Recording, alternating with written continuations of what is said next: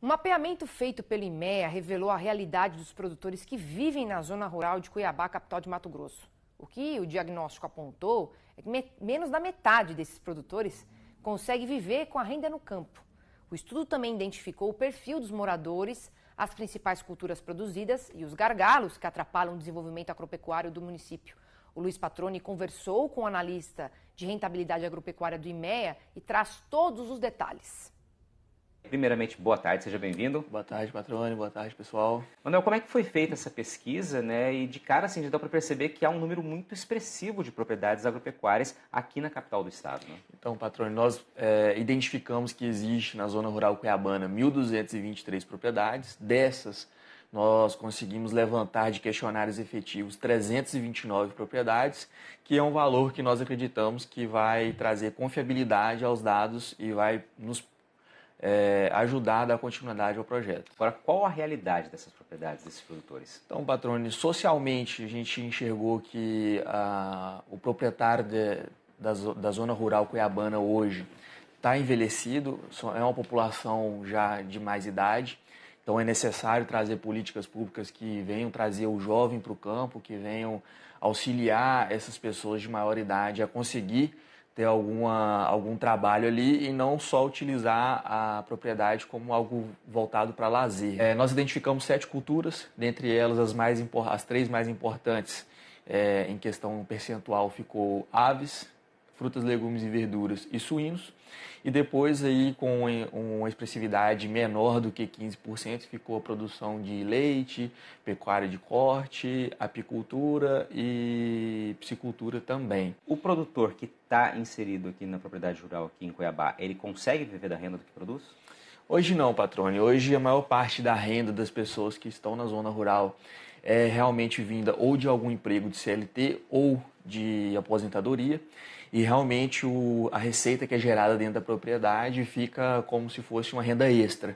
A gente viu que a maior parte das propriedades hoje consegue gerar no máximo aí R$500 por mês, que não condiz com o custo da propriedade, que em mais de 40% das propriedades da zona rural fica entre R$1.000 e R$2.000 por mês. Ou seja, é um problema crônico aí para que a própria atividade possa ser desenvolvida, né? Com certeza, com certeza.